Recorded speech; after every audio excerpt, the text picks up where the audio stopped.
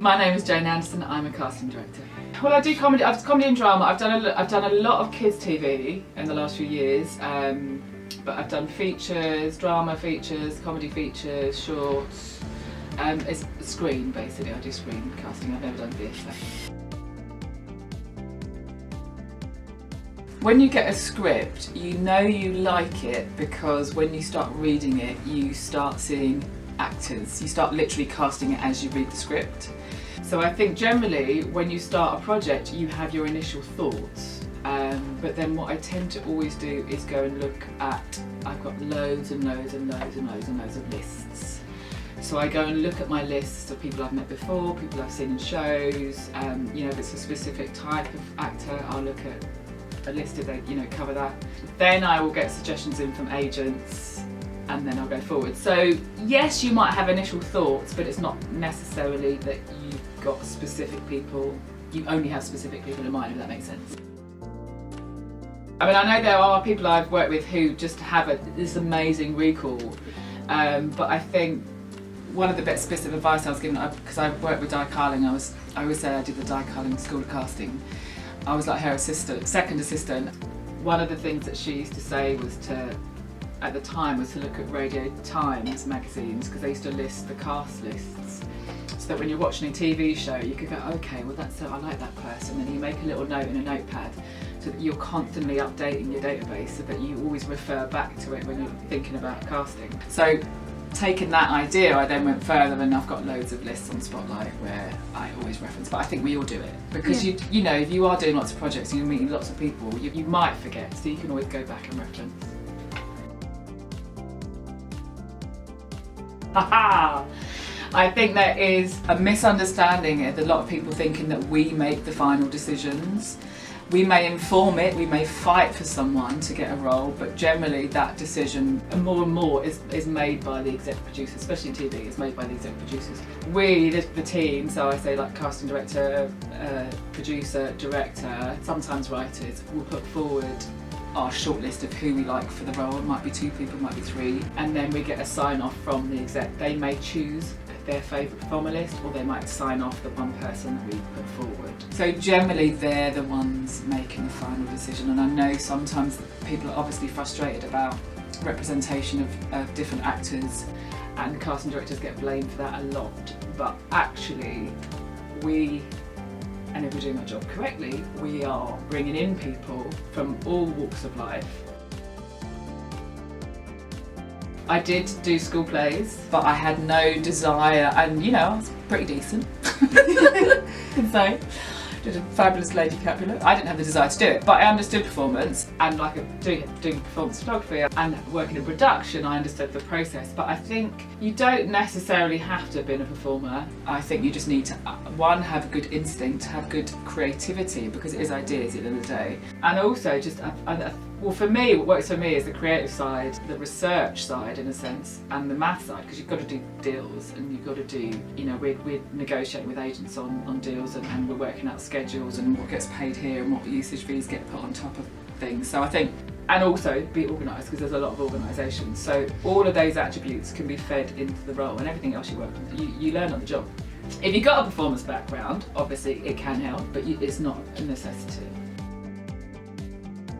I have a very detailed page on my website which goes through my preference, which is via email, because it means I can read it when I've got time, and I do read all my emails, and I can file it somewhere so that when I do need to, if I haven't got time to look at a show reel, or if someone is specifically good for a role, I can put it in one of my many files, many folders, so that I can reference it at a later date.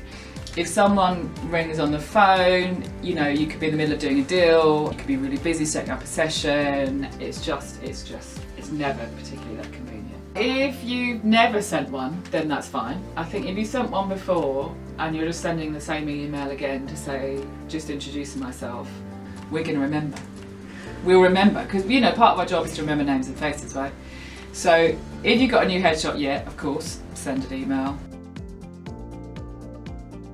Yeah, I mean, I think if your hair colour is drastic enough that you change your face, absolutely change your headshot. It should be the main headshot, and in your portfolio you can have a picture of your old the old cut of your hair, so that if people know that if you can dye your hair, this is what you're going to look like if it's dyeing hair. If you had very short, long hair and now you've got very short hair, yes, also can be important. It doesn't necessarily need to be important, it's just nice to know who's going to walk in the room. I think try and get seen, so I think, you know, things like, you know, Fringe Theatre, Monologue Slam, obviously all over the country, try and, you know, audition for that, do student films. I think, you know, attend, you know, workshops, get to see what people are doing, get an idea about things, but I think, you know, definitely be on Spotlight as a breakdown service, because you, as casting directors, we can send out roles to agents as well as all actors, which means that actors that don't have agents will get the breakdowns. And if you are submitting yourself, make sure you submit yourself for a role that you are validly skilled or fit the criteria for, because otherwise it's a waste of our time. And that does happen a lot. People just putting themselves up for things that are completely irrelevant to who they are. Yeah, I think it's just keep plugging along, really. You know, I certainly do see actors that don't have representation. I cast actors that don't have representation. And you know, it's not necessarily going to be instant, it takes time. And even if it is instant, it doesn't mean it's going to be consistent. It's having perseverance and not taking it personally, which is really hard. You know, as a freelancer, I go through the same thing. I don't work consistently. You know, I have really busy years and they're like, yay! And then it goes really quiet, you're like, oh my God! So that as an actor's life, anyone who's creative, who's a freelancer, is going to have that. So it's getting ready for the highs and lows and just knowing that if you really want to do it, you've got to stick at it. The key thing is to remember that everyone in that room is willing you to be great, whether it feels like that or not. We all have a role to cast and we want you to be it. We want you to be the final piece in our jigsaw, or one of the pieces in our jigsaw. You know, we're all doing a job. I'm being judged on the actors that I'm bringing in, so if I'm bringing you in, I'm willing you to get the job. So I suppose it's that thing of, even though you might be nervous, one, it's fine, we understand that actors are nervous, but two, just know that everyone in there wants you to get it right. If it's a first read, a director and producer, I don't expect people to have learnt the scene. As long as they are really familiar with it and only need it for reference, that's fine for me. If a director wants, or producer wants someone to be off book, then I will let actors know.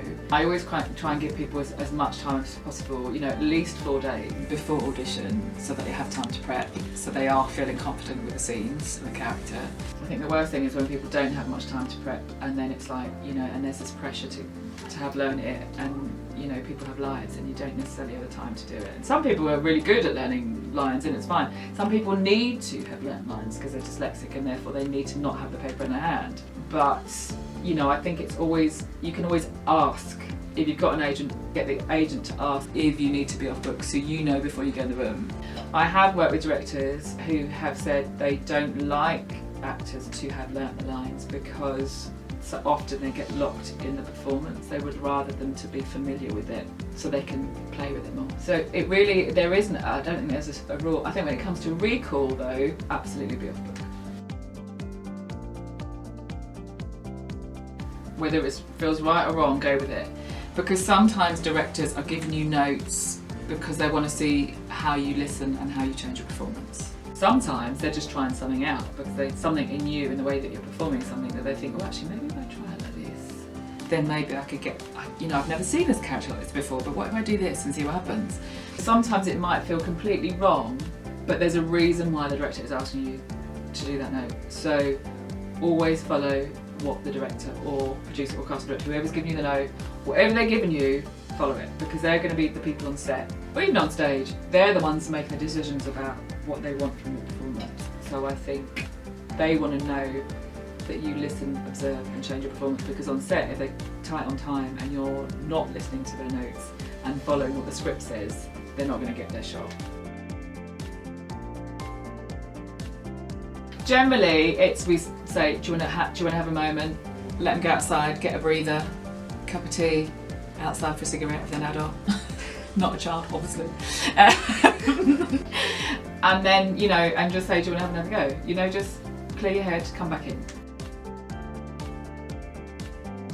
So one of the things that I really don't work for me is the apps where it's a recording of the other lines, because what someone is, they're not responding to a human being. Even if that person can't act, I don't care, because that you're still literally, there is a human being opposite you and you are responding. There may be casting directors who want it read. I mean, if you can't get hold of a friend who's an actor, then what are you supposed to do? I would rather have, you know, your granny reading in, and sometimes they get quite involved. It's quite enjoyable. And it's more of a technical side in that you want a blank wall, you want clear light. That doesn't mean, you know, a flashy lights at all. It just means, you know, decent light. Could be a window, light from a window, could be a light from a, literally like a table lamp that you've used or whatever. The shot should be within something that's not distracting, so we're not looking at what's going on around you, looking at your pictures and your, oh, look at the holiday photos on the wall, you know, things like that. I think with a self-tape, it is important that you're off the page, because otherwise you're looking at bizarrely it is more distracting on a self-tape than if someone's in the room. This question is very hard because there isn't one, and all I can say is, as a genre, it'd have to be a lot of laughter, a lot of adventures, and there probably would have to be quite a few sequels, because there's been so many chapters of my life, and obviously there'd have to be a really kick-ass female lead.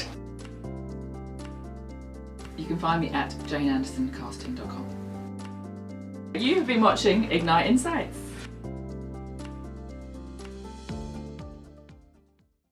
You have been watching. Watching Disney Channel. Okay, here we go. This is what it like takes 20 takes.